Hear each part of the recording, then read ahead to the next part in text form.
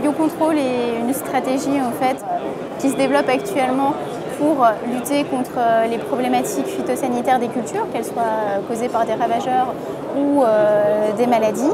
En fait, le biocontrôle utilise des produits d'origine naturelle pour lutter contre ces problématiques.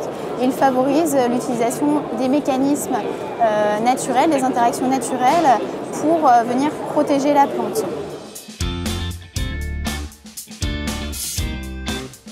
Globalement, on a 4 grandes catégories de produits de biocontrôle en fonction de leur origine. On a les macro-organismes, les micro-organismes, tout ce qui va être substances naturelles, par exemple extrait de plantes, extrait d'algues, et tout ce qui va être médiateurs chimiques, donc, par exemple les phéromones.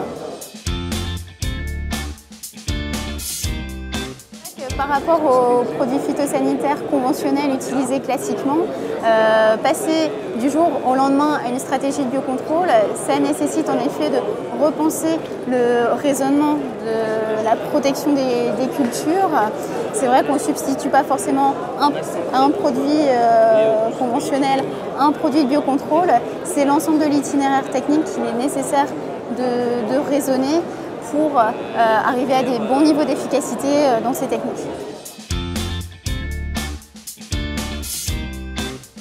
Actuellement, d'après IBMA, qui est l'association française, en tout cas c'est les sources d'IBMA France, donc l'association des industriels du biocontrôle, ils estiment qu'actuellement, parmi le marché de la protection de la plante, le biocontrôle représente à peu près 5%.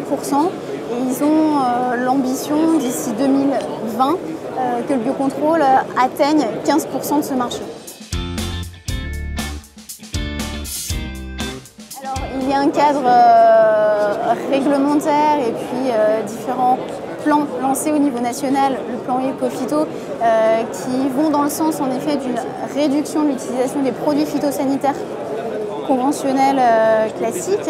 Donc tout cela, en fait, ce sont un ensemble de contextes réglementaires sociétal qui concourent à l'essor prochain du biocontrôle.